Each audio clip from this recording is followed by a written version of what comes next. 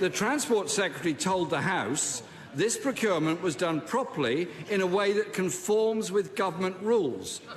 But what a Freedom of Information request reveals is that the Secretary of State bypassed those rules as the Procurement Assurance Board, a senior panel of experts and lawyers, were denied the chance to scrutinise the deal.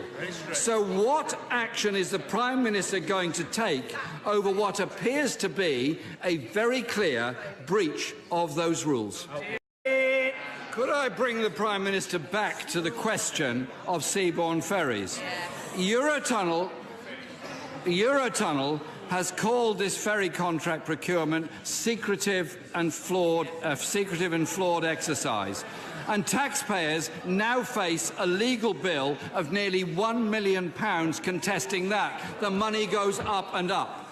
The Secretary of State's decision to award the contract to Seabourn has increased the budget deficit of Thanet Council, the owners of Ramsgate Port, by nearly £2 million.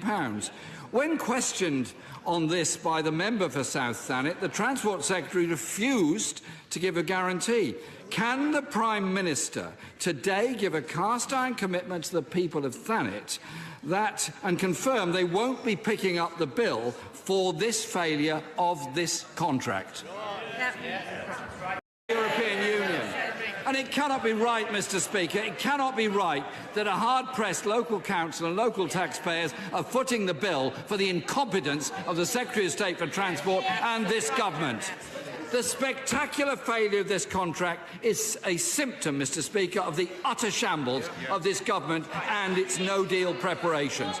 The Transport Secretary ignored warnings about drones and airport security, gave a £1.4 billion contract to Carillion, despite warnings over their finances. He oversaw the disastrous new rail timetables last year, rail punctuality at a 13-year low and fares at a record high. That is some achievement. And now the Transport Secretary is in charge of a major and vital aspect of Brexit planning. How on earth, Mr. Speaker, can the Prime Minister say that she has confidence in the Transport Secretary? Let me tell the right honourable gentleman what the Transport Secretary is delivering. Let me tell the right honourable gentleman what the Transport Secretary is delivering.